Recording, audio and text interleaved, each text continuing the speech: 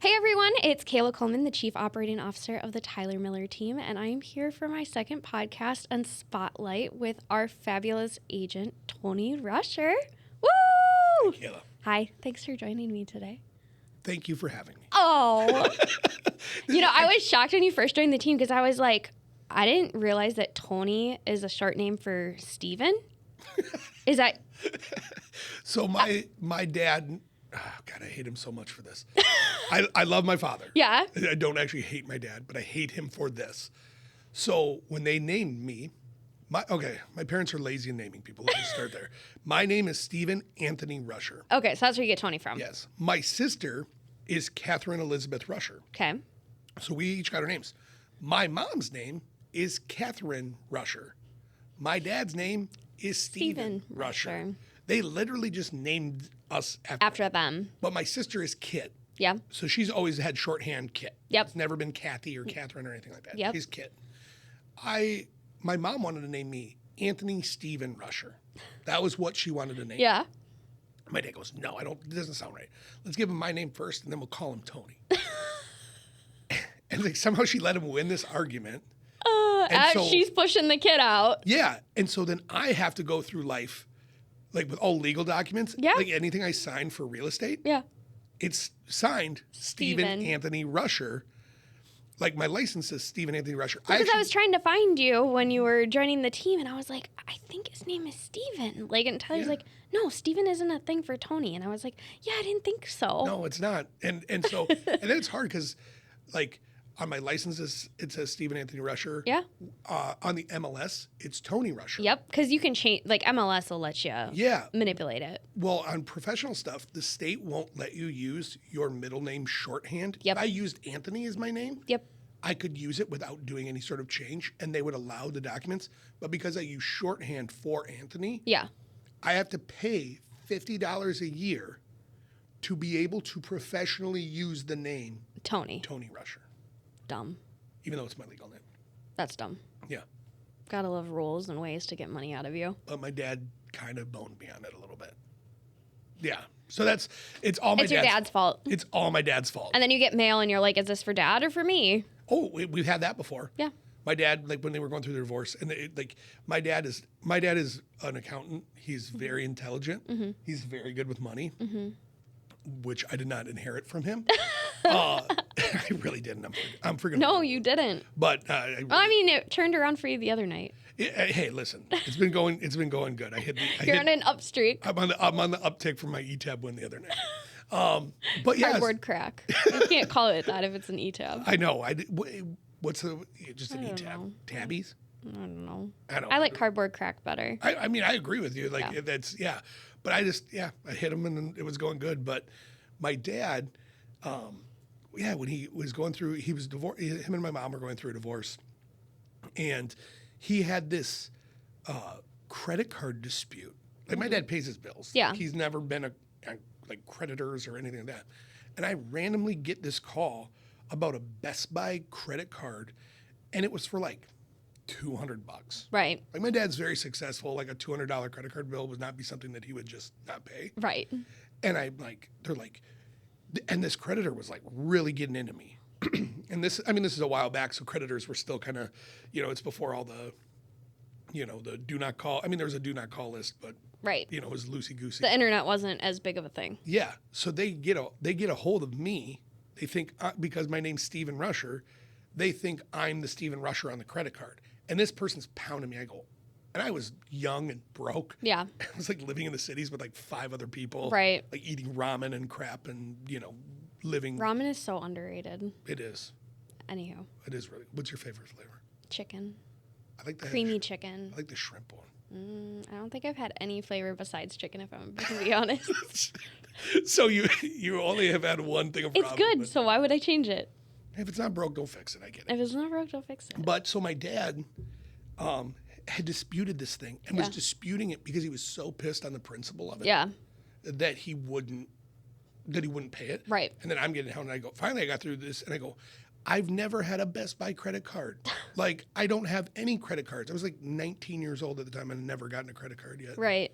And He goes, wait, is this Stephen Perry Rusher? Because my dad's Stephen Perry Rusher. Yep. And I said, no, this is Stephen Anthony Rusher, his son. So I gave him my dad's number because I'm just like, I don't want to deal with this. I mean, my dad, but Figured it out. my dad is a staunch libertarian. Yeah. Staunch. Yeah. Like, have you ever watched the show Parks? We were talking about this the other day. Have you ever watched Parks and Recreation? Mm-mm. Okay, well, you need to because it's like the great, other than The Office, the best show that was ever on television, ever. Okay. And there's a character in there named Ron Swanson. Okay. And my dad is Ron Swanson, like just, taxes are illegal and blah, I mean, he's just, my God. he pays them. Yeah. But I mean, my dad is very much like, we need to minimize government, like all that stuff. Right.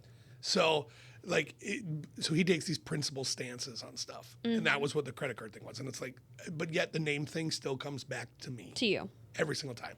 My sister doesn't get it as much with my mom. But, and now she's married. So she doesn't have. She has a different last name. Yes, she's Dvorak now. Fancy. Yeah, Slovakian. Slavic. Is that a Slavic name, I think is what it is? I don't know. Ruskis. Ruskis. They're over there. But yeah, so she doesn't get it anywhere near as much as me, but I'm just sitting there going like, all right, that's it. So I made sure to give all my kids have very different names. Nobody is my middle name. No. Nobody has my name as that. I don't think I'll ever understand the naming after somebody thing. Like there's Isabella, and she's Bella. Yep. There's Evie, or she's Evie June. We call her, or Junebug. Yep. So she's my 10-year-old, so 16, almost 16, 10. And she's Evie June Rusher. And then Graham got named after my ex-brother-in-law. Okay. So it's Graham Craig Rusher. There you go. So yeah. Perfect. So simple. Yeah. Different. I was like, you're never going to have to deal with what I had to deal with. You're never going to, and I'm not going to call you by your middle name or anything like that. No, you should have named him Stephen Anthony Rusher and called him Steven or Steve. Oh my gosh. It would have been Steve Jr. And I'll be honest, I freaking hate the name Steve. It's my father-in-law's name, so I don't mind. It's I don't my mind name, it. so I can say this. But I wouldn't want to be named Steve. But I'm a girl. I mean. But aren't there people like doing like the whole like they would name a girl Steve and call her Stevie or like. Oh yeah. Like there's that kind of stuff. Well, Stevie got popular from Schitt's Creek.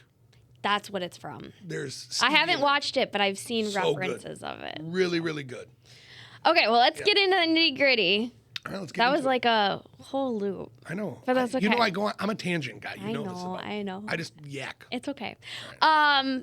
You've been on like a roll here lately. Like you joined our team 3 months ago. What is it? 3? I thought it was like 4. 5. It was June. Holy Hannah! It was already that long ago. Yeah, it was like June, July. I think I joined in June. Yeah.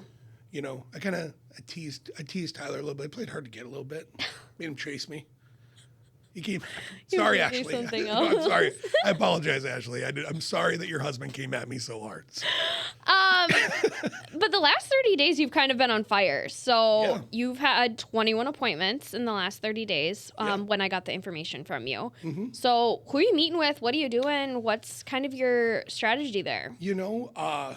A lot of what I've been doing is just hitting my sphere of influence. Yeah. And I mean, I've always known about Sphere. Right.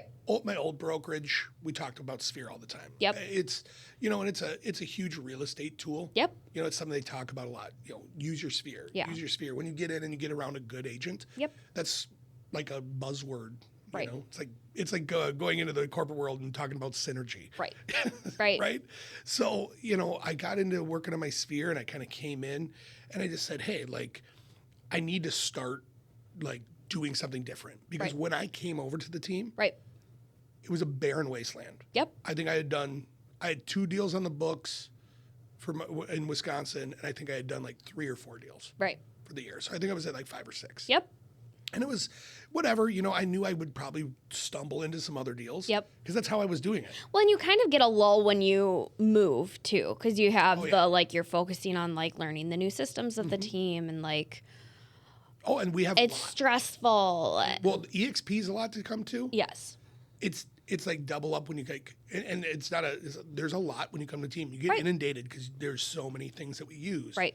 And so there's definitely that lull, but I was just in a lull myself. Like I was in a funk professionally. Right. I had not been doing all the small things. Mm-hmm. So really when I came over, I said, I got to buy into something. Yep. Because what I'm doing isn't working. Right. For, I'd go all of a sudden get chunks of closings. Yep. And I wouldn't be working for the future. Right. I'd just be satisfied. Oh, look, I just got 3 paydays or 4 Yep. paydays. And I just, boom, Yep. now I got money, I'm good. And then Yep. I'd be right back where I was because then all of a sudden. It's doing the consistent stuff every day. Like you might be busy writing a contract, going to an inspection, negotiating the inspection. Maybe there's a problem with the appraisal. So like you don't get to do your prospecting for a day, 2 days, a week. Yeah. And you fall behind a week when you're done with those clients because it's like you're a week behind on having people in your pipeline. Yeah. And it's really, and you're so focused on those deals and you become so hyper-focused on those deals that you're not thinking about that. So the way I was doing what I was doing was I was just basically I was going by the seat of my pants. Yeah. I was just, I'll be honest, one of the greatest tools I have is my personality. Yeah. Okay? Oh, I'm a shining light. Look at me. But I radiate. Don't lie.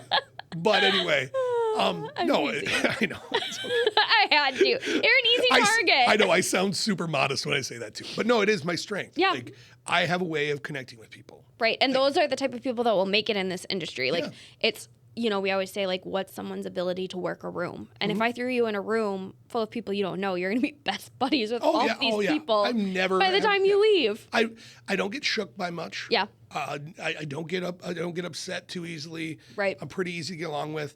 And people, I really had people tell me their life story. Yeah. In a short, just before here, when we were talking about our personal stuff. Yeah. And it's just, you really, when you're easy to open up to. Yeah.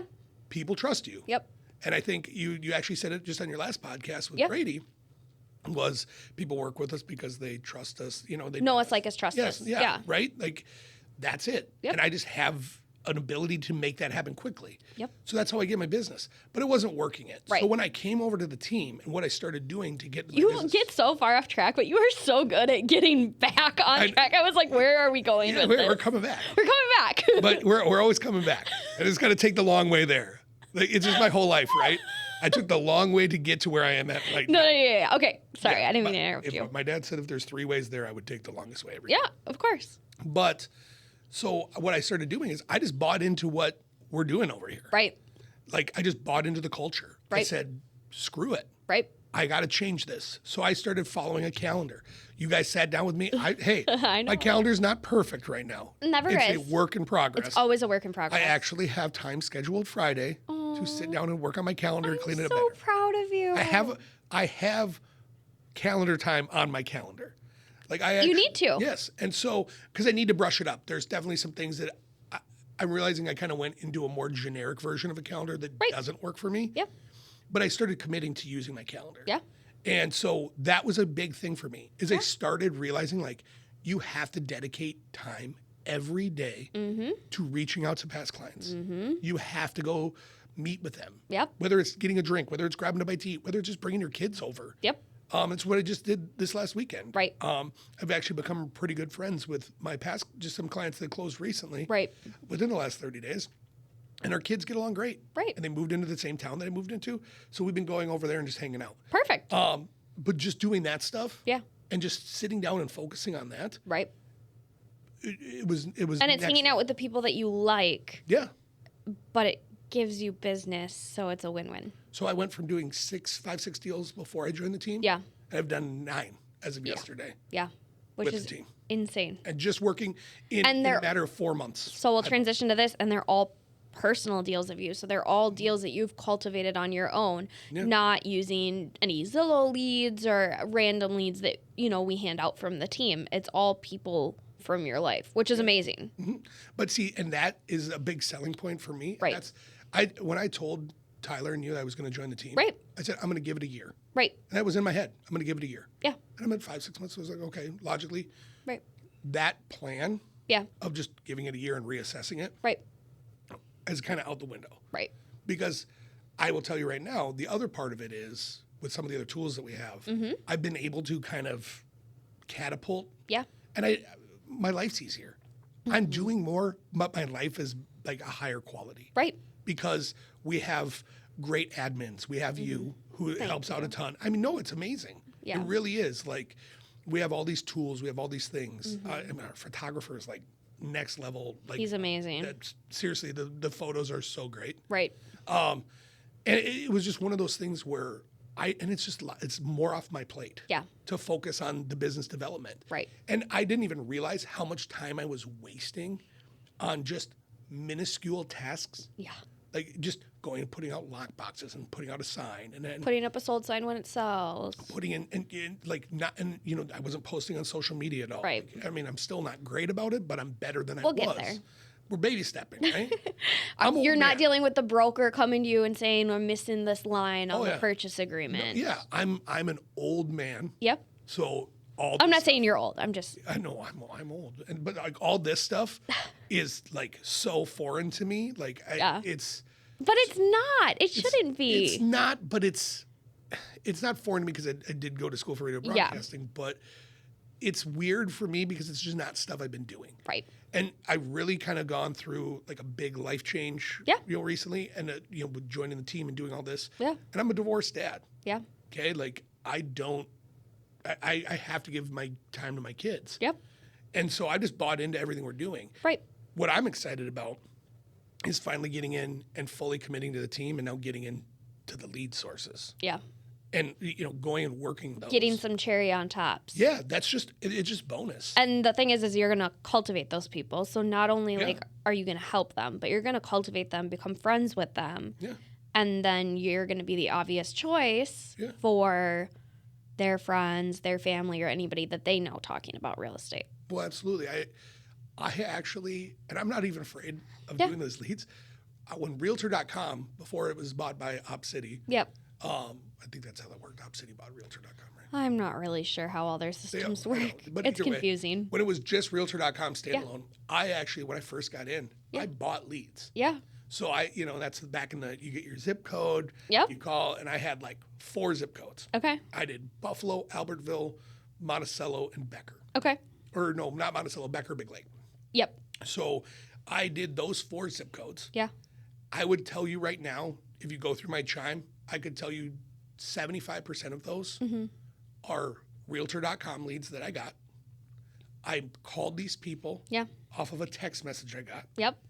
And have built long-term lasting relationships with all of them. Which is crazy. And so, it works. It does. And I'll tell you right now, I mean, these lead systems are exhausting. They are, because there's so many dead leads that you have to sift through. Or so many people that just don't understand or don't want to get pre-approved before they go see a house. And it's like, we're not going to keep showing you houses if you're not going to actually be approved for this. Yep. Well, and they actually have to you actually have to actually get in front of them. Right. It's the hardest part of our business. That's the hardest part because they no-show you all the time. Absolutely. Because if you can get in front of somebody, the chances of them working with you. Especially you, you said, because of your personality. Yeah. Some other people, maybe not as good. You know, maybe they're better on the phone or something like that. But if you get in front of somebody, you're going to close them. I know.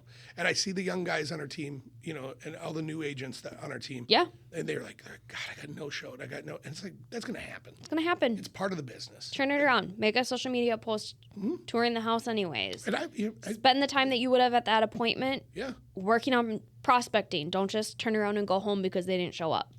Well, that's it. Yep. I mean, I've been no-showed at a house. Yep. Had a person drive up by it, say, hey, are you the listing agent on this? And I said, no, but I just got no-showed. I'm here to do a showing. Right. Do you want to see it? And they're like, absolutely. Right. I ended up writing an offer and they ended up buying the house. There you go. They literally drove up to the house. Just lucky, crazy stuff. Luck of the draw. You have to take advantage of the opportunities that you have. Yeah. And I've always done it. Yeah. I sold a car to a police officer. Okay. Right? Or sold a car. I was like, car. I didn't know you were a car salesman. Brain farted. No. So I actually got pulled over. Okay. By a cop. Okay. In St. Cloud on the way to a showing. He said, well, why were you speeding? Getting to a showing. I said, I got to get to a showing. Yeah. He goes, oh, okay. He goes, real estate market's pretty crazy right now. I said, sure is. I said, you know what? I said, but I understand you got to write me a ticket. He goes, you know what? I'm going to give you a warning. I said, well, here, I'm going to give you my business card. Yep. and let's see if we can work together. Right. He goes, well, I am kind of looking for a house. He goes, and I've been doing this. Now, he has not bought that house yet. Yeah. But we have been in communication and talking and have kept that relationship going because he does have a house to sell. Yeah. And he's going to need to buy a house. Right. I took the opportunity of getting pulled over and turned it into that. So that's what you have to do it in every opportunity. And that's what I've been getting. Yeah. Is I'm getting opportunities to do things. Right. I have to do stuff to make use of those opportunities. Yeah. But I'm getting them in front of me. And that's honestly all I've been doing. That's why I've seen even this small window of success that I'm seeing right now. I've seen it before in my career. Yeah. But now I'm getting the tools to make it consistent. Right. And not pockets. Right. So I'm going 2 months without a closing. Right. And we're coming up on the hardest time to be a realtor. Right. You know, basically after Thanksgiving, it is a barren wasteland for buyers. Yep. You can't find I mean, even like Halloween, like we're getting the little uptick right now because of the rates, obviously. Yep. But if it weren't for that, oh no, it'd be dead. It'd be dead. And it's just every year. Yep. You know, you get to the holidays. Yep. After Thanksgiving, it's people have their Christmas tree set up. They don't want to sell their house. They want to still have their Christmas tree up. Yep. They don't want to have to rush into a house before Christmas and like have to set up Christmas and do all this stuff and close on December 21st. But it can be the busy time too here coming up for like corporate relocations. Yep. That's like I can't imagine like moving, much less moving to a different state around the new year, right after the holidays. So you get that little uptick here too. But you know, I mean, as agents, we're trying to just get maybe 1 or 2 deals done over that period of time. Right. If we can get 1 or 2, that's perfect. Yep. And you have to keep working through that time. Right. Because I will say this. It's easy to not. Yeah, I've been the agent that has just shut down during the like a 3-month span. Yep. And then all of a sudden it's, you know, I'm basically coming out of February. Right. Like I'm coming out of hibernation. Right. And you're trying to play catch up for all the stuff you have in the spring. Right. Like, and it might not even be like touching base with the clients who just talked to you in October, November. Yep. About, hey, we're going to sell or we're going to buy in the spring. Yep. That's our plan. Yep. And you try to get those people to come do what they need to do. Mm-hmm. But if they don't, like, okay, but you have to keep in communication with them during that time. Right. Because if you aren't closing deals in February, March, and April, where we're starting to see that uptick, I'm going to tell you right now, you're behind the 8 ball. So now you're getting into not getting paid for 4, 5, 6 months. Yeah. Before you get to the summer where it gets busy again. Yep. And then we have that lull in July. But anyway. But what I was saying. Yeah. And the important thing is here. Yeah. Is getting that stuff going and keeping that. And it's the thing I struggle with. Yep. Like I said, is staying consistent through that time in the market and doing that. And fall's my favorite time of year. I hate pumpkin spice crap, but I do. Pumpkin spice is the grossest thing ever. But anyway. Canceled. Oh, I hate it. No, I'm canceling you. I know. I hate pumpkin spice and I love Riri. And I'm not a Swiftie. I'm not going to lie. And this is where we differ. And this is why we might not. It could damage the possibility of us becoming very good friends. Yep. But we're going to try to work through that. You can come see Taylor Swift with me and the boys. She's tomorrow night. She's beautiful. She's stunning. Yeah. I did not bring Taylor Swift up. Anybody that listens. I know. It wasn't me. It was Tony. I brought it. But you can come see it with me and the boys on Thursday. Oh, no, I got my kids. Bring your kids. Where are you guys going to see Swift? St. Michael. Oh, you're just going to the theater? Yeah. Oh, and you're going to go see... Oh, because didn't you already see the movie? Yeah. So how many times have you seen it? We're not going to talk about it. But the boys wanted to go, so we're going. So you... It's $8. You, Brady. Me, Max, Nate, and Nate's girlfriend. And I think Anessa's coming, and I think Felicia's coming. Oh, I love it. And by the way, Nate's girlfriend is one of the sweetest. She is so sweet, Lauren. Holy crap. She's amazing. She called me Squishy, which I wasn't a big fan of being called Squishy. But I kind of was like, is that calling me fat or just saying I'm comfy? Was it the amount of alcohol that she had consumed that she called you Squishy? I only had one. That she had. She didn't seem like super inebriated. All right. I mean, she seemed to relate. She asked me if she could give me a hug, and I was like, absolutely, because I'm a hugger. Yeah. So sweet, though. Well, you can come hang out with her. Bring your kids. Okay. Anywho, so, shoot. You don't like pumpkin spice. You love fall. I love And fall's a good time for you because you do bartend on the side a little bit. Yeah, I have a good friend that owns a bar in Big Lake. Which is a great way to get business. It is. Shout out to the Third Rail Bar and Grill. I still need to go. Love you, Lolly. But it's like you go there and hang out either with your friends or you're working. Yeah. And real estate comes up. When you're not making a drink, you're talking to the other people sitting up there. And I talk to every single person because I love the day shifts there are the best. Because I can talk to these people. One-on-one. And I can just engage with them. Yep. You get the best tips that way. Yep. Because you're just able to talk. Well, if a bartender is cold and doesn't talk to me when they're just standing there doing nothing, like, come on. Like, I sit at the bar to have a conversation. Well, they ask, they go, how long have you been doing this? Yeah. I said, well, this isn't my main gig. Yeah. I just fill in here sometimes. Mm-hmm. I said, I'm actually a realtor. Yeah. I always bring the conversation back to being a realtor. Right. And it's the thing we do. Like, people are afraid. I see it so much in this industry. People are afraid to just go out and say, I'm a realtor. Yep. I'm really good at this. Yeah. I love what I do. Do you want me to help you do this? Yeah. Do you think we can work together and have a mutual relationship? Right. It's really that and you easy. got like a few drinks in them, whatever. People, Absolutely. it's not even just like getting a few drinks in people and getting them, but people just open up and are more willing to communicate when they've had a couple drinks. Yeah, I mean, we just had an agent come in and talk with us about joining the team. Right. And I simply met her through a guy that I met at the bar. Right. Who came in regularly. Yeah. And then asked, like, we talked about me being in real estate. He goes, hey, you're with EXP, right? I said, yeah. He goes, oh, I have a friend who would love to come talk to you about that. Okay. Okay. Perfect. Just because he knows that you're a realtor. And right? It's stuff that's that simple. Yep. That people just don't realize what they have to do. Yeah. But it's putting yourself out there. It's not just going home and sitting and being a hermit. Like, you finish your time at the office, you finish your prospecting, you do your grocery shopping, whatever you need to do. And a lot of people just go home because they want to hang out at home and be lazy. I want to be lazy too. It's what I want to do. It's why I was in the position I was in, though. But going out and doing the things that you don't want to do, which you enjoy going to the bar and hanging out with your friends and all of that. Yeah. But doing the things that you don't want to do sometimes, like, oh, I don't want to go to that event. But you know that you're going to run into somebody. Yeah. Or I don't want to go to that wedding. Mm-hmm. You're going to go to the wedding. Oh, it's going to come up because everybody forwards family, occupation, recreation, and dreams. Yep, I agree. Work is going to come up. It is. And then, oh, how's the market? How's the rates? Blah, blah, blah. It comes up.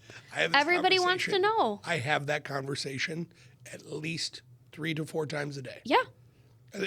3 to 4 times a day, I will talk to somebody and they say, how is the real estate market? Yep. How are rates? Yep. Should we buy right now? Yep.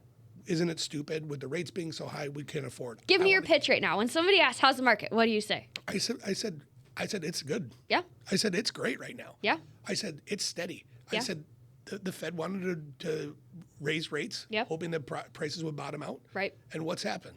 They haven't. We've stayed solid. Yep. And I tell people right now, I said, even before the rate hike, or the rates going down. Sorry, not the rate hike, but we're at 7.5. Yep. I'm like, hey, even if rates are at 7.5 right now, right, and that house is 300,000, the rates are going to go back down. Mm-hmm. The Fed knows they have to do it because they can't maintain these high rates without prices bottoming out at some point, or they're not going to bottom out. Yep. But the prices are going to need to go up. Yep. So what I just tell people flat out is I just say, if you buy right now, and you buy at a 7.5 and you can survive 7.5 for 2 years, when it gets back down in 6 months, what if it goes down to 6? What if it goes down to 5.5?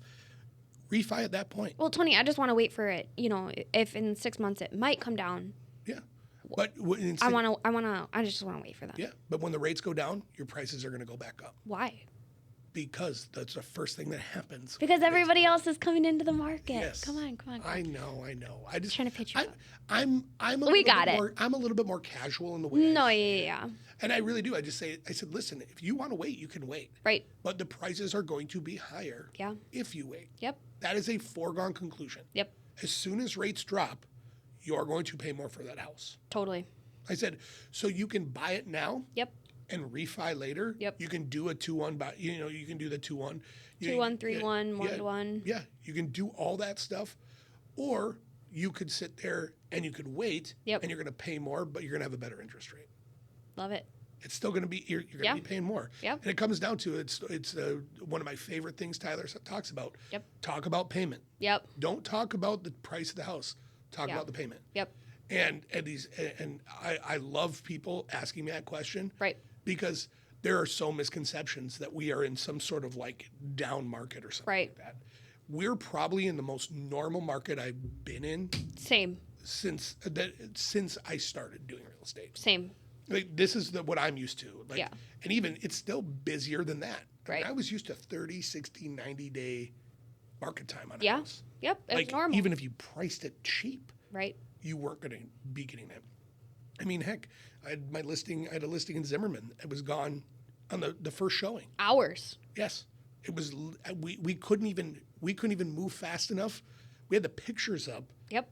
And we already had moved it to pending. Yeah. That's just nuts. It's still that good. But now right down the street, yep, there's a house that's been sitting there for... I looked at that one and I don't think it looks bad. No, it's a great house. Yeah. But there's not a lot of agents who are working right now. Yeah. And they're not pushing. And I hate to use the word pushing. They're not giving their clients the right information. They're not educating them. No. And it might be because they're not educated themselves. Yes. And that's a scary part about our business too, is there are a lot of agents that don't put the focus on it. I think every agent should have their GRI. Right. I got it. I think every agent should have it. It's a simple thing to get, but it means, hey, I've taken the classes, I've done the work. Yep. I know what's out there. And I think a lot of agents are misinformed. Yeah. And they just kind of hear what they hear on the news or they read something online. Yeah. And then they just kind of sit there and they say, yeah, just wait till spring. You don't sell in winter. You don't buy in winter. And is it a harder time to buy and sell a house? Absolutely. Yeah, there's unknowns. You get into rural properties, you can't see septics, you can't do septic tests or anything. I mean, there's a lot of that stuff that comes up in selling that home. But the problem is if we weren't telling people, hey, you can buy this house right now. Right. And your payment will end up being cheaper at some point. Yeah. It's going to be. Yeah. But, it's the old adage. Right. Marry the house, date the rate. Yep. People hate hearing it. It's hokey as hell, but it is the absolute truest statement, especially in this market right now. Yep. You have to. And it's not to sit there and say, we're not trying to force people into homes. You don't want to sell. You want to keep your 2.5% interest rate. I get it. Yep. I completely understand that. Yep. 3.5%, 4%. Yep. I had a guy I was talking to yesterday. I was out to eat. And I talked to a guy at another table, and he was sitting there going, I just don't want to get, he heard me overheard me talking about real estate. Right. I don't want to give him I got a 4.1% interest rate. Right. Great. But do you love your house? Well, no, like I would like more acreage. I would like all this. I'd like all that. Then I said, how long have you owned your house? Right. Well, I've been there for like 7-8 years. I said, okay, your house is worth more than what you owe on it. Right. Why the heck wouldn't you sell it? Go get your dream house now, and you can make up some equity when you can reduce that rate. Right. And here's what a payment would be on that house. Yeah. Literally hand him my card. Maybe I'll hear from him. Maybe I won't. Right. But that's the thing is, you have to constantly be giving people the information. Yep. About where the market's going. Yeah. So. Love it. Yeah. Love it. Love it. So the other part of your spotlight here is you have had in the last, now it's more, but you have had 4 closings. Now I think it's 5. And then you had 3 accepted offers within that same amount of time. Yes. Where are these leads from? What are you doing? I know you're talking to people, but where are some of these deals from? Gosh, so a lot of it has just been, they're all past clients. That's the craziest thing. Past clients? Yeah, but I have a really amazing friend circle. Right.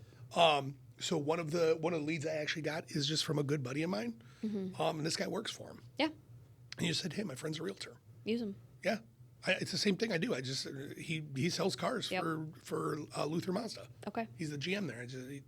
Hey, you need to buy a car? Yep. Go to Luther Mazda. But I'm telling you right now, that's and that's a big big thing right there. It's almost kind of like you got it. That's how friendships work, right? Mm-hmm. Give and take. Yeah, you have to. I have really amazing friends that support me, push me, believe in me, know that I'm not, I can come off kind of hokey, I can come off kind of intense, But they know that I'm a genuine person. Exactly. Yep. And I would never do anything at a detriment No. to another person just to make a buck. No. Nope. And that's the other hard part is, we've seen a lot of agents drop out of this industry recently. I think we were talking about it yesterday, like 60,000 in the last 6 months. Yes. Is that what it was? Yeah, it was like 60. I think Tyler said it was even close to 70. Yeah. Which is nuts nationally. Yeah. Right? So you're just seeing people off because they got in to make some money. They got in during COVID when it was easy. You know. And now they're struggling. Go make an extra 25, 40K a year. Right. Do it part-time. Right. You know, people that don't take it seriously, you know. And that's fine. I mean, that's the nice part about this business is you can do it as a part-time kind of side gig if you want to. But if you're doing it full-time, it's hard. They got it in COVID. They wanted to make some money. Yep. They saw, I mean, like you said, you could walk in to a bar or restaurant and literally run into a deal. Yep. It was the easiest. It was so easy. And I think the biggest thing is people don't surround themselves sometimes with the right people. Yep. And that's a big part of this too, is your support system. Yeah. Your support system has to do this. And my support system around me really holds me up and props me up and has sat there and said, hey, you're great at this. Right. You know, you can do this. Right. We believe in you. We're going to send people to you. And it's their reputation on the line too. Totally. So then I take that to heart. Yeah. So if you are somebody my friends send to me, you are going to be treated as good as you can be treated. Right. And I treat everybody that way. Right. And actually I did get another lead recently off of a listing. So just good friends. I actually friends that I had met at church years ago. When I was still married, I was going to a church in Elk River. Okay. And we were just young families with young kids, and we just have always stayed in contact. Right. They got me when I got divorced. They won me in the divorce. So I'm, and oh my gosh. So I helped them sell their house in Otsego. Then they bought their house in Zimmerman, helped them buy that, and then they listed their house in Zimmerman. Yep. And then randomly I got a call when I went live with their listing as a coming soon. Yep. I just got a call. Yeah. A sign call. Yeah. Hey, we want to see the house. Yeah, we want to see the house. Could you do it? We're cash. Done. Really? Okay, sounds great. And they came in. They loved the house. It fit everything they needed. Yep. And it was literally done. I had to cancel showings. Yeah. Which was a super hard conversation. It's so hard. I hate it. I got yelled at a couple times. Yeah. Don't be that agent. No, that's hard. Like I hate telling people, like, hey, and it's even harder when you're doing like dual, when you're representing both sides, because it's like you have to work in best interest of the buyer, but you also have to work in best interest of the seller. Yeah. And then it's so tough. Yeah, and you get yelled at. Like, you don't have your clients. I'm like, you don't have your client's best interest. Yes, I do. Yes, I do. My client told me what they needed to net. Yep. I presented the offer to them. Yep. Because I got an offer right away. Yep. By myself. They heard the offer. And they thought it was amazing, and they didn't want to waste any time. They didn't want to waste any time. They didn't want that person to see another house come on the market, lose it. Well, they had already bought another house. Yeah. So they were holding two houses. Right. And they're like, we don't want to do this through the winter. No. We don't want to wait to the spring. Nope. And we put it on, and it was that easy. Yeah. And people just don't realize, like, even right now, it's super easy to sell a house. Yeah. Yep. It's still warm enough where you can throw on a sweater. Or Go walk outside. We don't have any snow yet. Yep. Oh, gosh, hopefully not anytime soon still. It's supposed to be like 50, almost 60 next week. See, in those pockets too, this is why I love fall. There's pockets of this stuff where people get going. And they get people excited and they want to get out and they're like, this is the death rattle. We need to get out. Yeah. And we need to be outside before Snow-Nami 2023 hits. Yep. But what I'd been doing is, I got that deal just by answering my phone too. Literally. I mean, seriously, all it took was for me to answer my phone. Yep.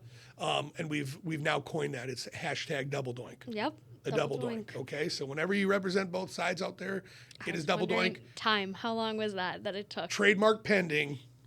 Just hold on. I'm working on it. There's some logistical stuff here. So if you ever hear double doink in terms of getting both sides of a real estate deal, remember Tony Rusher. Okay. So, but you're something else. I am very much. Trust me, my mom says the same thing. So, but yeah, no, it's really just the leads are coming from just people in your life, continual relationships, and that's the other thing. I tell a lot of these young agents, that you have to realize that these just aren't you're going to have some transactions where the people they'll never give you a second. Yep. But you're there to create a long-term relationship. Yeah. And you're not going to be friends with every client that walks through the door. Yep. But you're going to meet some really cool and amazing people throughout the way. You're going to meet some crazy people. Yeah. But there's going to be some really cool and amazing You're going to meet some yeah. PTSD. I'm still recovering a little bit. But yeah, no, that's a big thing. It's my friendships that have gotten me to where I'm at. Yep. And just the relationships. And these clients are friends too. Yeah. I mean, they're part of my life. They're not just people who hey, call me when you need to go see a house. Right. I get together. I have meals with them. I go to their kids' grad parties. Yep. It's going to the things that you might not necessarily want to do. Yeah. But you do it because you know it's going to benefit. And when I'm there, I always have a blast. Absolutely. So it's just the getting there. It is. It's the getting up and getting going. Yeah, getting up and getting going. Kind of tie back to what we were talking about before with actually getting up and working. But, yeah. And that's part of the work. Yep. It's just part of the work you have to do. Yeah. And you have to create these relationships because they will be your bread and butter. Yep. Your sphere of influence. You can use the Zillow and Realtor.com leads. Mm-hmm. But again, that's cushion. You have to create, but that's the perfect time to create a relationship. Right. I have some really great friends who I just met through Realtor.com. They literally became my friend because of real estate. Yeah. And that's awesome. They're part of my life. Our kids hang out together. Yeah. Our kids go to school together. It's a really cool thing to have. And the other one is I sell houses to young people. Yeah. The youth, and that's the hardest part about where the market is right now. It is hard for young people to buy houses. Right. But if you can get in with a family or not even a family, just a couple, and they're just sitting there and they're going, hey, you should talk to my mom and dad. Hey, or they see how you treated their family member. Right. That's the easiest referral to get. Right. Because I actively say, hey, do you want to bring your parents with? Yeah. Do you want to bring your brother and sister with? Do you have an aunt, uncle, grandma, grandpa, whoever? Let's do it now before we get under contract and get to inspection period. Yep. Bring them. Yeah, don't do that. Bring the dad during the inspection. Yeah. Bring them in before so they can see and hear all the things you're saying. Yeah. Because they're as a parent myself. Yeah. Your antenna goes up. You're like, is that person taking advantage of you? Yeah. Are they selling you a bill of goods? Right. And it's the greatest way to audition yourself for other people. Mm-hmm. I mean, you're auditioning for other people at that point. Yep. And they might not be buying that house then. Yep. But they're going to be buying or selling something at some point. And if you just sit there and give them your all and you give them every bit of knowledge and information you have, and this is why I say education is important in real estate, because you need to it's a hard industry to coin a sales term, fake it till you make it. Mm-hmm. Because you can't just give somebody some brush over stat that doesn't or fact or information about a house. Yeah. You have to that's not how this works. No. We have ethical requirements. We have to tell people these things. Yep. And if we don't, you're on the line. Yeah. And so that's a big thing it's just continually just doing that right thing. Yep. Be educated, get out there and audition for these people. Love it. So I'm here for it. The one thing we didn't talk about in that whole little bang pang was, we brought it up, you're divorced. Yes. So another big thing that you have kind of targeted is divorce attorneys, because you've gone through it. Yeah. So you kind of know some of the ins and outs from your own situation. Yeah. And it's kind of a niche thing, working with some dude that's happily married, has a few kids, working with divorced people, he's just not going to get it. No, yeah, But you get it. I get it. You've lived it. You've gone through it. Well, right, we're realtors. Right. But we're also therapists. Yeah. we're everything. We're home inspectors sometimes. We're not really, but we go. Therapists. We are there for people through all. You see people at their best and their worst. Yep. A real estate purchase is the largest purchase of somebody's life. Yep.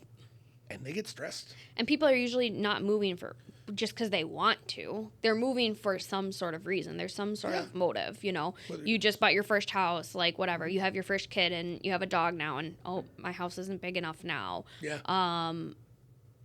we are starting an in-home business. Our parents are ill and need to move in with us. Mm-hmm.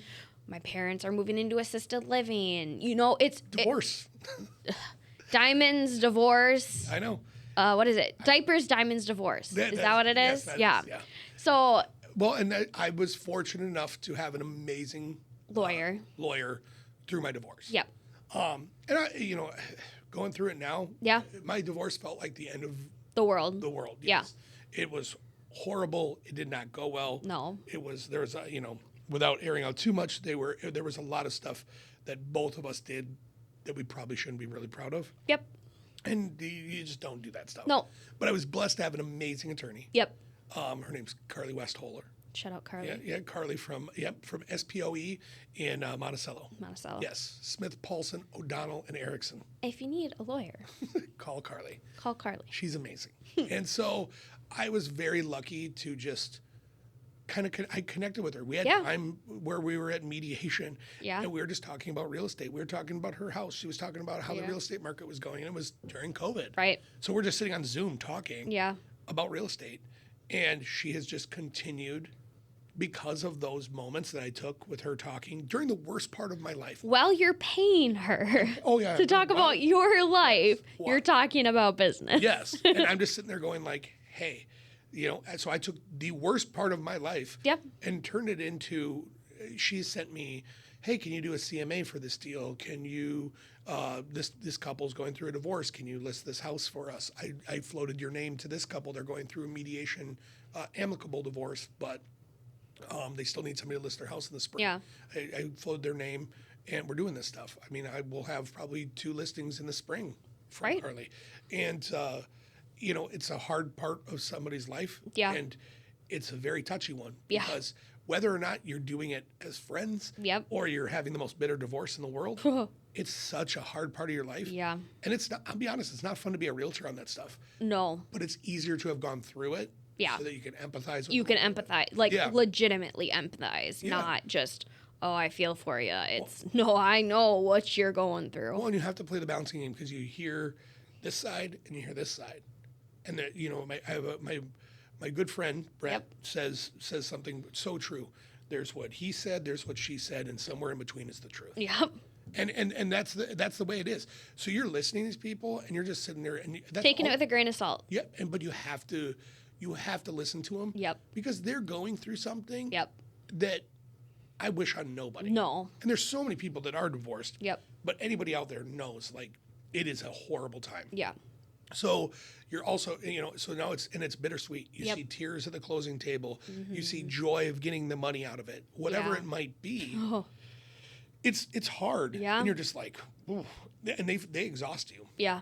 But, it's a great referral. And a lot of times it can be a lot more work, which we, of course, don't mind. Mm-hmm. But it's, okay, they can't be on any communication together. So you have to, Mrs. Seller needs to be on this communication with her lawyer, and Mr. Seller needs to be on communication with his lawyer. So it's you're sending double the emails, double the texts. Yeah. And it's not just you, it's title that's having to deal with it too. So and that is the unsung heroes of our industry. Right. Is our title people. Yes. I will tell you right now, I'm so thankful. Yeah. I am very thankful for the title person that I use. Yeah. Jess Olson. Yeah. She's absolutely amazing. And I've seen her make stuff happen that and just the amount of work they have to do. They don't make the most money in this industry. They're in my opinion, grossly underpaid for the work that they have to do. The amount of stuff it's just the stuff they have to do, the things they have to clear, the people they have to deal with and explain things to, and and we're the face of the transactions. Yeah, we kind of get all the glory. Right. We get to post the cute videos of our clients, or a great picture of them and them holding a sold sign, and it's like, oh, my realtor was the greatest, and blah, blah, blah. And we are pretty great. At least I'm pretty great, but and modest. Speak for yourself. Okay, you're pretty great too. So. Oh, thanks. Anywho. And you're gonna be a realtor soon. Oh, maybe. Okay. You. Oh, you just spilled the tea. I did. We'll get there later. I'm excited, but but really with that one, it's they don't get any of the accolades because even the mortgage people now are very digital. Yeah. So it's they're They sometimes don't meet the person until closing. Yep, but they still get to meet them and they can put a face, or there's a lot of email correspondence, so you're seeing their banner, their face is familiar, or they're familiar in some way. Yep. And there's been some communication. So it's because you don't just walk into a bank like you used to. No. And just say, some people do. I mean, yeah, but it's not as common. Not as common. And so, we have those things. So really what it happens is even a home inspector's out there. They meet that person, but the title people that we use and the title people that are doing all this work, it's really amazing. The amount of work they do. Well, the closer I've worked alongside with Tyler for years now, he'll come to the office. Oh man, this one was a mess. What do you mean it was a mess? Mm-hmm. Like, oh, we had to do this and this and this and that. And I was like, I didn't know about any of it.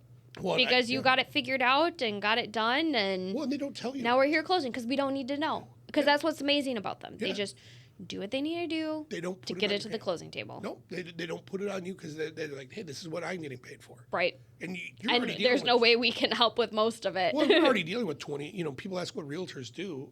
What do we not do? Right. I mean, literally, and I'll tell you right now, you have to do every part of being a realtor is don't just focus on your job. Right. You're basically going to need to do everybody's job. Right. And that's it. Because nobody does what they need to do. No, it's amazing. There's so many shitty realtors out there. There are a ton. Yeah. And it's frustrating. Yeah. It's really frustrating because it's like being a used car salesman, right? You can be the greatest used car salesman in the world, but they've all been a bad name. Yep. Yep. And it's the same thing with realtors. Yep. We get a bad commission breath. Oh yeah. Oh God, yeah. All you care about is getting paid. Yep. I have told people to walk away from many of homes, and at a financial loss to myself too. Right. By them doing it. Yep. Okay. Yeah. I'm not going to put my pocketbook before you. Nope. But it really does matter who you work with. Yep. And I will tell you right now, shout out to all the title people out there for the work that they do. And I think every realtor should go sit down with a title person and watch what they do for a day. Really go watch what they do. I've done it. Oh man. It is insane. Daunting. Yeah. I've sat in an office and watched the title closer. I've gone and seen what abstractors do. Yeah. I've gone and seen, it's tedious. Yeah. It is really a lot of work. Yeah. For a little pay. So little pay. So shout out to our title. Yes. When you go to closing, make sure to thank that title closer very much. They're amazing. Yes. Okay, I'm gonna transition into. I have a little fun thing that I do with every person. Okay. But I'm picking different things for each person. So I'm kind of interested to see what this is. Sorry, so I listen to a podcast. Me and my husband listen to podcasts on the way to and from the lake, ice fishing, whatever. Yeah. Just better than listening to Taylor Swift, I think, in his opinion. But anywho, one of the podcasts that we listen to is the You Betcha podcast. Yes. And I love it. And they did something on there a few weeks ago. It was probably, I think it was in June at this point, if I think about it. It was a long time ago. And they talked about what is the oldest trick in the book. I'll give you some prompts. I'll give you some that they've talked about. All right. We can just talk back and forth about these for a little bit. So I'm sure you've done this with your kids, right? Yeah. Hey, go get XYZ out of XYZ. I'll time you and see how long it takes you. Oh, that's a good one. Just so you don't have to get up and go get them. Oh. Or who can fall asleep the fastest, right? Stuff like that.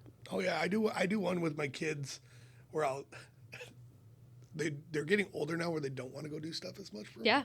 So I'll sit there and I'll say, "Hey, I'll let you do this a little bit later if you go do this for me now." I'll let you play on your video game. Yeah. Or, hey, we can go get some candy. Dinner. Yeah, or we can go to McDonald's or whatever it might be. And then if you do this. And then it'll get to be later and they'll be like, "Hey, can we go do this?" And I go, we ran out of time. It's too late. They're closed. I can totally picture you doing that. It's so bad to admit that, but it's the truth. Oh my God. I definitely do that one. But gosh, the oldest trick in a book. There's just some fun ones out there, right? Well, there is definitely the. God, you've definitely done this one where you definitely do the leave behind when you like break up with somebody, or you do, or you do that. Are you speaking from experience? I might, yeah. The leave behind is a real thing, and I'm not saying that I've done it all the time, but I'm just saying, and I've had it done to me. Oh, the leave behind is like that's an old trick right there. You know, that is an old one. One of my favorite ones. You said like, oh, Kayla, you seem like you party stuff. So I always say like, I love ice fishing. Yeah. Oh God, yeah. But in the summer, I want to be in the water. I don't want to be on the water. I don't open water fish. I agree with you too. Yeah.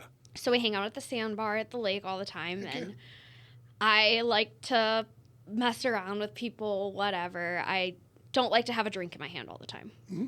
So I'll just shotgun a drink, right? Like I'll shotgun a drink every 30 minutes, an hour, whatever. Well, you get hey, let's do a shotgun, right? Just power buzz. You just take it, and instead of cracking and going up, you blow so that you blow all the drink onto the person next to you. Yes. Oh. My husband has an amazing video doing that to our friend. I've never personally done it. He's done it. Oh, but it's so just funny. Like... Yes, that's a great one, especially if they got not expecting it. They got a beard. Beard full of the fuzz. You have to do it with like a White Claw or like a beer. Or it's stickier. Well, or it's just... I hate the smell of like beer personally. Really? Like when you walk into a bar and it smells like just stale, like hops, spilled beer everywhere. Yeah, stale. Yeah, I can get the stale beer. You know, like I don't mind. I don't drink a ton of beer. I'm more of a whiskey drinker. Man, that's what I drink more than anything. Gosh, I'm really trying to think of some other. I love that you put me on the spot a little bit. I'm trying to think. I know. I wanted to give you a prompt, but then I was like, you're gonna come up with too many good ones. Yeah, like there's some good ones. There's we got the leave behind. You got the. You go to get in the car with somebody, right? I'm gonna drive. But I'm not going to let you in the car, and then I'm going to start, like, driving away. Like, oh, no. And then I'll stop and be like, oh, I'll let you in. And as soon as they go for the handle, you lock it again. Like, you can't get in. Yeah, there's that. Oh, God, yeah, where you chase down. I've done that one with the kids. I do have a friend who is... Your kids are too little to be doing that with. Maybe a little bit. But, no, it's kind of fun.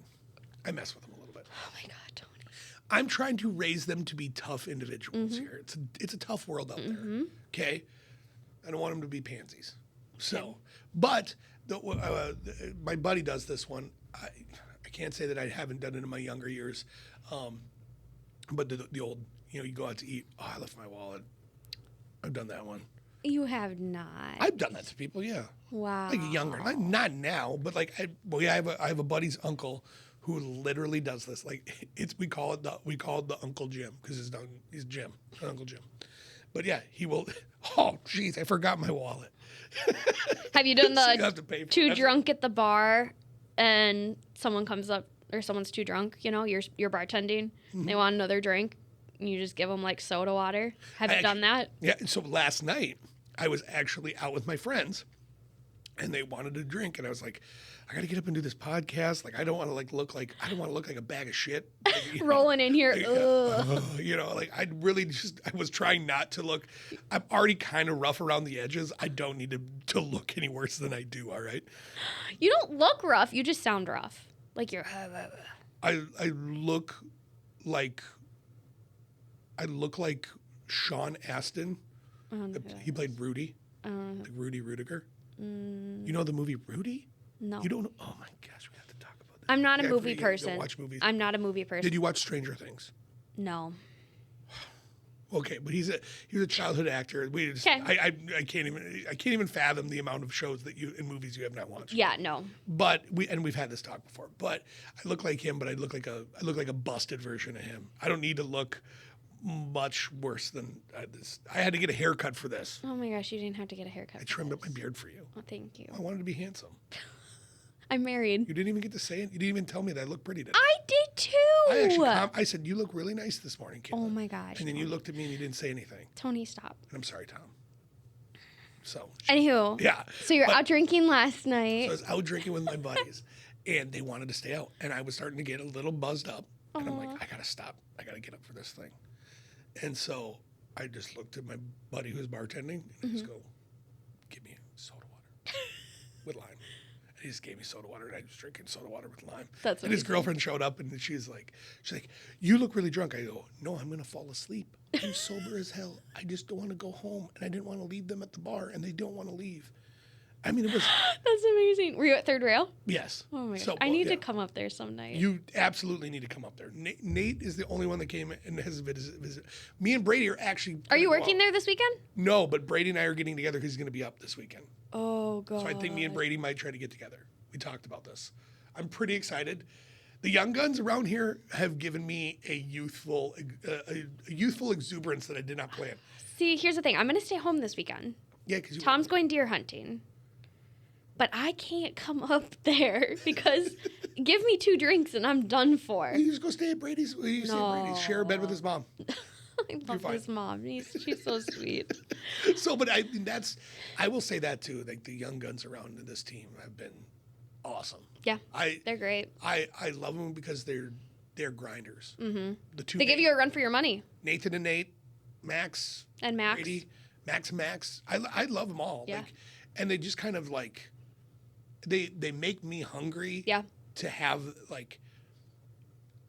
You can lose the fire a little bit in this industry after being in it for so long, and they do give you that kind of push in the side. Yes, yeah, absolutely. I'm trying to think what else I've done. What's an old trick in the book I want to show them? You've done this one to your kids. Oh, what's that? And then you steal fry from their plate. Oh, absolutely, I've done that. Like that's the oldest trick in the book. What's the other one that I did with them? Oh gosh, I did something else with them too. I mean, like, oldest trick in the book is kind of just like dad tricks. I know. Well, and I've done a lot of those, like where oh gosh. Yeah, I definitely do like if you fold this laundry, like You just bribe the hell out of your kids. I bribe my kids so much. All the time. I do. I bribe them. The worst I don't know if that's oldest trick in the book or just straight up dad bribing. Well, and then, but then I do, I follow through on your bribe. I renege on the bribe. And I hold that out. So that's the dad trick that I do there. I definitely like, oh gosh, what's the other one?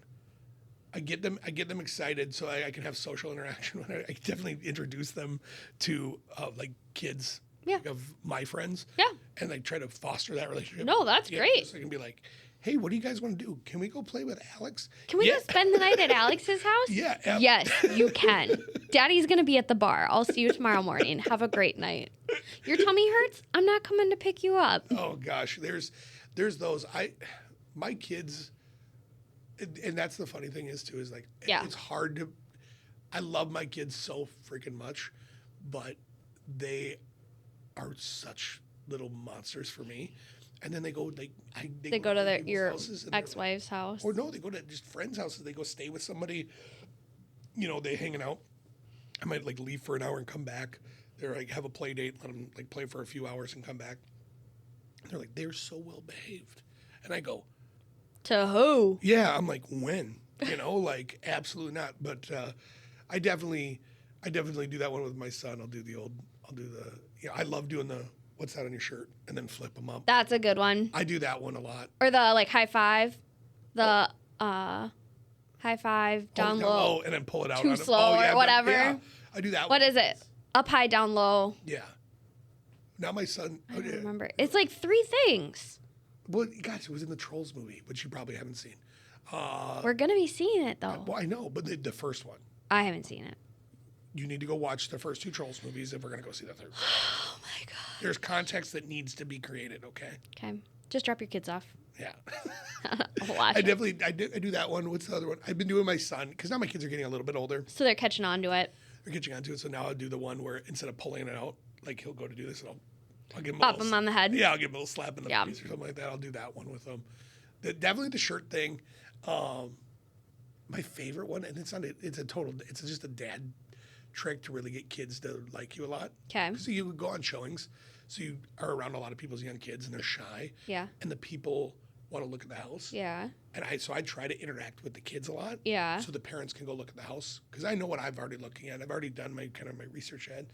So I do the old like, give me 5, and then I act like it really freaking hurts my. Oh, that's a good one. And they just giggle and they laugh. And they automatically like you. Yep, and they get excited. Like I had clients that called me this weekend, and they're in the car, and they're like, "Hey, how you doing, Tony?" And I hear the kids in the back. Hi, Tony. So I love that stuff. Yeah. But, I mean, I'm actually a big sucker for kids. Yeah. I'm a big kid. Like maybe why I like the Young Bucks so much too. Like they make Okay, me let's believe change it from kid to you are a child. I am a child. You're such a child. I'm a man child. We talked about this earlier. I'm a man child. I think all boys are. There's not you hit a level where you're just, if you're not growing up, Yeah. if you're not, I'm at the level where there's no more growing up. Yeah. I'm old enough now, I'm 40, so I'm kind of set in my ways too.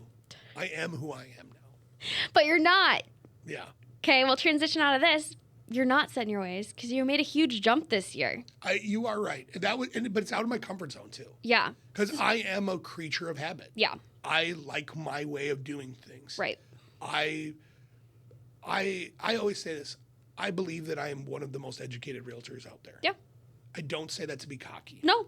I mean, I see it like in our Slack channel on the team. Like, if somebody has a question about something, you're one of the first people in there to help. And I'm like, I have no idea what I do in this situation. Thanks, Tony. Like, take it over, you know? I say this stuff and I do that stuff because I take pride in knowing. Talking about GRI. Yeah.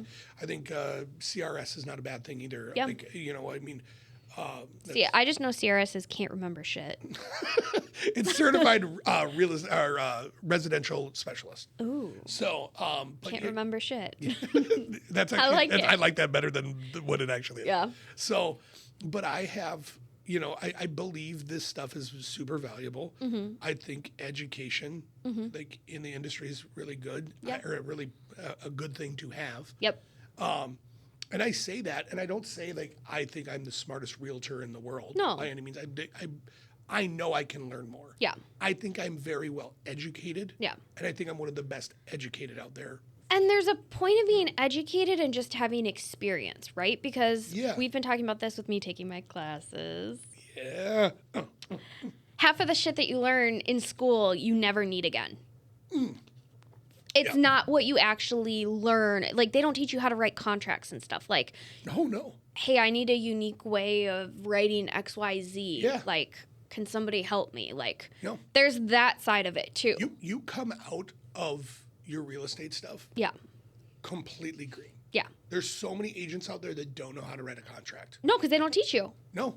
And there's I mean, I was mentoring a young realtor years ago at a previous brokerage. Yeah. And he came over from another brokerage, which I won't name. Yep. But he came over and he showed up and I said, hey, let's just go through this purchase agreement. We actually did this, to me, the best training we've ever done. Yeah. Other than the chime training, because I needed that help. Yeah. That was a good one. But you did, my favorite thing about coming on this team is you just sat there and said, we're just going to go through a purchase agreement today. Yeah.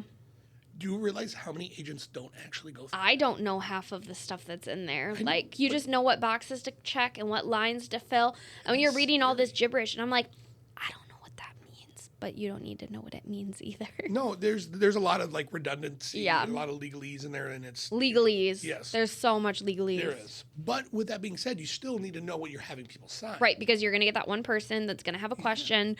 And if you don't know it, you're going to look like a moron. Yeah, and the agent that I was training, Yeah. I said, let's go through this purchase agreement. He goes, oh, thank God. Yeah. Oh, I'm glad. And he goes, I go, but why are you so happy? And he's Right. like, he said, well, the first two purchase agreements I ever wrote, nobody helped me, so I just went on YouTube and YouTube had to do it. And I was like, well, that's amazing that that's on YouTube. Right. There's maybe a market out there that we need to hit. But My videos are on YouTube. They're just hidden. I know that was just, You have to be on the team to see them. I know that is shocking though. Yeah. That's really freaking scary. Yep. That is even a possibility. Yeah. Like that these agents don't have an idea what they're reading and they're having people sign. Nope. And so, like I said, I believe that we can all learn something. I learn something new about real estate every single day. Right. I do too. And that's part of why I say what I say and why I say it with confidence. Yeah. Is because I'm willing to put aside my ego. Yep. And get defensive or Yep. anything like that. I want people to know that I'm educated. Yep. I want my clients to see that I'm educated. Yep.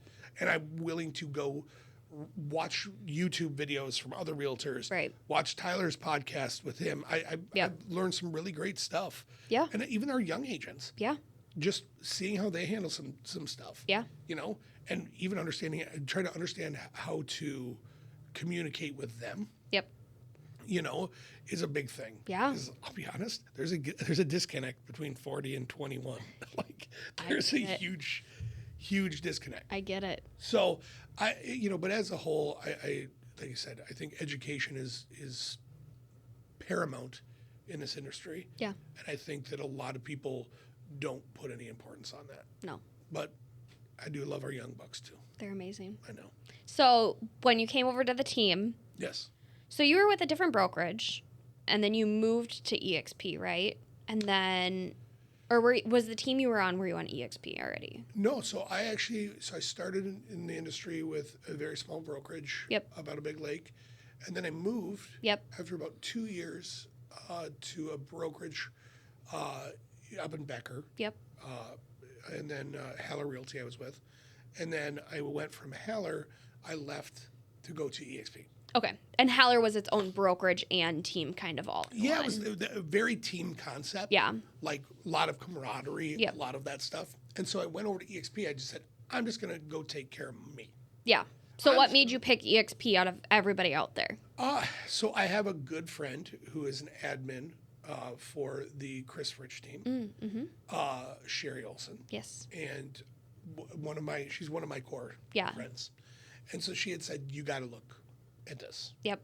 She knew that I was kind of unhappy in the situation that I was in. Right. That I wasn't really doing well. And that I was maybe looking to make a change for myself. Yeah.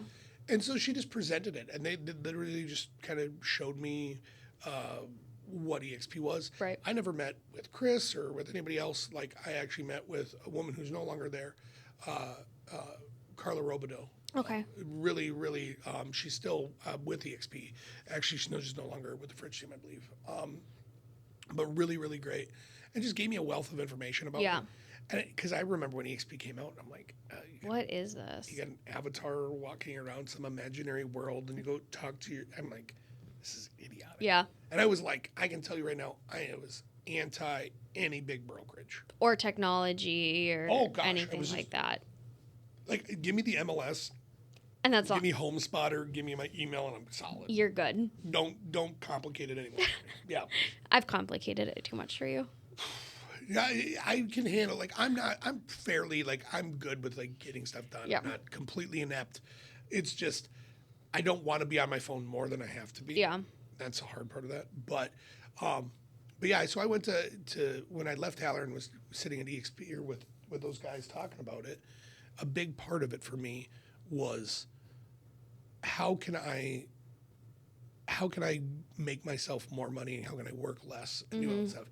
And a big part of it was the rev share. Yeah. That's a big deal. Yep. And very different than profit sharing. Yep. So that's a big difference that you need to understand. Yep. Where other brokerages definitely do have, profit sharing.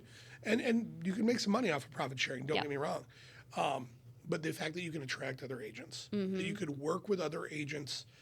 Just for having a camaraderie and working alongside each other, you make money. Yeah. And then that's the other thing is, I love the culture of, the teams of all they're under this. I mean, you go to any other big brokerage and there's multiple teams in that branch. They aren't going and doing events together. They aren't showing up and hanging out. Yeah, and they might hang out outside of work. I don't know, but you're definitely not seeing them do a co-op event between this team and this team. Right. From Keller Williams or whatever it might be. Totally. Right, and it's a really, really weird thing that these EXP agents really work together. You could call up the network that is created in this company. Yeah. Of just being able to. When I was a solo agent with EXP, I could go on Facebook groups with EXP. I could reach out and say, hey, I need somebody to show some houses for me. Who's available? I'm offering $50 a show. Yeah. 20 people that I'd never met, never talked to, would call me and be like, hey, I would love to. I'm like, I'd like to sit down with you and talk with you before we do that. Right. But the amount of network that you could create by doing that, co-oping with agents, co-oping with other teams, really got kind of a cool concept here. Yeah. I mean, we have Clausen, we have the McPherson sisters, we've had TK Homes. I mean, all Dustin. DVC. Yeah, they've been at meetings, they've been at broker opens. Yeah. They're just That is so bonkers. Yeah. To see people that you're actively competing against truly support each other. Yep. So it was a culture thing too. And that was before I was even here. Right. I saw a lot of this stuff. Right. Just within the company. Yep. So to me, that was just an attractive thing. Yeah. And I mean, I was a $16,000 cap, 80/20. I mean, I hit that easy. I've capped every both years that I've been here now. Yeah. And it's just like, okay, I would have capped had it been a solo. And it's nice that they have a cap because there's brokerages out there that don't. Yeah. Like they literally say, this is how much money we need to operate our business with you here. And that's it. You realize how little a brokerage needs. They'll need so little. They don't charge. And especially because like they don't have brick and mortar here. Yeah. The brick and mortar is reliant on the agent or the team. Yeah. And it's really, truly amazing. Yeah. Like how little you need to operate a brokerage properly. Yep. And so you don't need to show up and earnest money check to an office building or something like that. Yep. It's just this is do it online. Yeah. Let's simplify it. Yep. So just a lot of that stuff was what attracted me.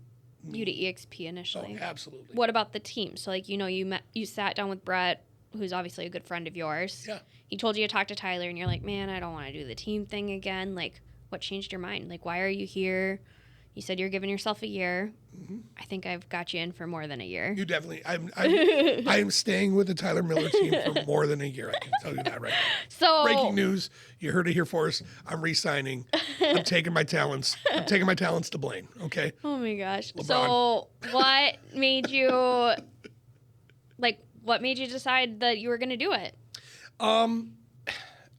We actually Brett came and Brett and Tyler had done some work together. And Brett said, you should meet this guy. So we actually went and sat down all together. Mm-hmm. And then Tyler and I stayed, and Brett was leaving. We were all going to leave. And okay, like I went to a happy hour with Brett one time. I'm sorry, I'm cutting you off. Go ahead. I love Everybody pretty much left. I was drinking my drink pretty slow. Me and Brett were just talking. Yeah. And then we finished our drinks. He's like, do you want another one? I was like, no, everybody else left. I'm going to go. He's like, are you sure? And I was like, is this guy trying to just stick around because he's lonely or what? No, he's super nice. He's just I know, and now I know that. Yes. But it was my first time meeting him, and I was like, no, I'm going home. Well, he knew that you were the boss lady. Right? Yeah. We know that you're behind the scenes. Yeah, I know. It's a Tyler Miller team ran by Kayla. You're getting some inside dirt right now, okay? We'll see. But she's the I puppet just master. thought it was so I've never stayed after happy hour, and it was other people had appointments, they had to go. They only had so long they could hang out. And I was just like, happy hours with realtors are either really long and really late or really short. Yeah, there's no in between. Yeah. And so I was like, no, we do not need to turn this into right. because you get me another drink and you're going to have to drive me home. Yeah, exactly. Brett's the best. And, and so it was amazing. We actually Tyler was doing his 75 hard thing during it, so he didn't have any drinks with me. So me and Brett are each having a drink, and I'm like, gosh, Tyler, stop doing 75 hard so I can actually drink with you sometime. Yeah. But he looks great. He's a hard body now. Right. Yep. Let's be honest. Yep. Tyler Full Miller. hard. 75 days on. But the best thing was I was sitting with them, and Brett was like, Brett paid the tab. Yeah. Maybe Tyler paid it. I don't know. I think Tyler paid it, actually. Okay. I'm going to have to remember. We're going to give Tyler credit for this one. Okay. Because we're using his podcast studio. So there we go. But no, so we had lunch, and we were all going to leave. Yeah. And Brett was like, I'm going to take off a little early and just let you guys finish up your talking. Tyler had somewhere to be, and I ended up basically making him late to something. Oh, no. Because I couldn't shut up and stop talking. Well, neither of you probably could. No, we're both yappers. Yeah. And I don't know how. It's a realtor thing. It is. And so we just really nice conversation, and there was no pressure to do anything. Mm-hmm. He said, why don't you come to the script battle? Yeah. And I was like, I love the idea of that, but yeah, I'll come and I'll see it. And walked in the room, kind of saw what it was, heard these young agents being new agents too, not just young, but these new agents being really eloquent in the way that they were handling objections. Yeah. And I'm sitting there going you aren't a new agent. Yeah. And that's, man, the level of knowledge that these people had for being new agents was absolutely stunning to me. And then there was just kind of like the culture and just the attitudes, and I just saw the mixture, and I mean, like, very, like, people from, all different walks. Yep. Right? Age range, different walks. Absolutely. Young bucks. There's freaking single mom. There's the older mom that's getting into the real estate. There's the dad who's, I think Jaden's actually older than me. I think he is. I don't know how old Jaden is. Oh my God. I think I think he's probably 41. Okay. Because the day he turned 40, we put a sign on the door that said that he was too old to be on the team anymore. Yeah, see, now that hurts my feelings too. I know. But no, I was just coming over to the team, and that day I sat in the office and I talked with you and Tyler. Yeah. And I just asked questions, and you guys asked me questions, and it felt like an interview too. Right. Because it is, because it has to be a mutual fit. Like, it does. If I say that it's not a good fit or I don't feel comfortable about somebody, like, they're not coming on the team. Yeah. Because I have to deal with them. And I think that's great. Yeah. And I think sometimes listen, we've had people on the team and leave the team, even since I've been here. Yep. And it doesn't mean that they're bad people. It doesn't mean anything like that. It just means that, hey, maybe that this wasn't driving with what their life was or is. Yep. Or that they weren't a good fit for the team or whatever it might be. Yep. And what I did and what I really loved about it was I was like sitting there like, you guys were asking me as many questions. What do you need from us? Yeah. What can we provide to you? Because we're going to take money from you. Right. What do you need us to do? Yep. And it wasn't a thing of like, you just got to show up, Tony. Yeah. You got to show up and you're going to do this and it's going to be perfect. No, it was kind of, though you guys have stuff in place. Yep. You sat there and you were like, what do you need? How do we shape this around you? Yeah. It's kind of a la carte in that way. Yep. And it's kind of cool. And I was like, all right, cool. And then I finally came back and I signed everything. Yeah. So, but it was just kind of one of those things where I was like, that was what I needed. Yeah. And that's really what I needed, is because as being a solo agent and as fun as it was, and I had a little bit more money in my pocket. Yep. I sat there and go, okay, well, I can go make $150,000 by myself. Right.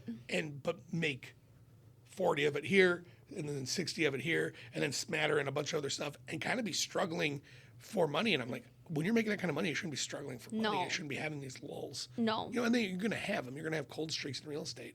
But it was really about kind of changing myself, jumping out of my comfort zone, trying to be a better realtor. Yep. Because as much as I pride myself on the education part, I should pride myself on how I go about my work too. Right. Absolutely. And I think if you go about it that way, that sense of pride shows through into your work. Yep. And shows through with your clients. Yep. And I think that part of that was waning for me. Yeah. And so I just realized I was going to get something here. Yeah. And I will say this, when I left Tyler Realty, I had some really great friends, and I still do, that work there. And I don't hate any of them. There's no ill will or anything like that. But I miss the camaraderie, and I think that breakup was a little harder than I wanted it to be. Yeah. It didn't go perfectly. Right. And so for me, I realized that as a solo agent, Yeah. though I co-opted with a few other agents at EXP, Yeah. they aren't super high volume agents. No. They're good agents. Yeah. But you know what I mean? We all have our lives and stuff. And I was like, I just want a more simple life. Yeah. I want to be with my kids when I'm with my kids. I don't want my kids to see dad buried in a cell phone or a tablet. Yep. And that be their memory of me. Yep. I want to actually create lasting memories for my kids. I want my kids to look back and say, gosh, remember when you took us to that Home Depot builder course, Dad? Yep. Do you remember when we went on a trip to South Dakota? Right. Whatever it might be, like, remember when we saw Grandpa in Tennessee? Yep. Like, I want to go do that stuff with my kids. And I was putting so much focus on work and my own, and being kind of selfish in a way too. Yeah. That I was stealing that away from my kids. Yeah. And by actually getting to join the team, Right. I've started to see like my quality of life go up. That's amazing. And that's why I joined. I think that's a perfect spot to end for the day. Like, what more do you need? Gosh, I don't know. Nate's mom's number. All right. Oh, I got another one in. We went there. Boom. We went there. And that's a cut, ladies and gentlemen. All right, Tony. Well, thanks so much for coming on today and chatting with me. I'm sure we'll have you back on in a few months. It was actually a complete blast. Good. I'm glad. Thank you. Thank you so much. Thanks for tuning in, everybody, and we will see you next week. Bye.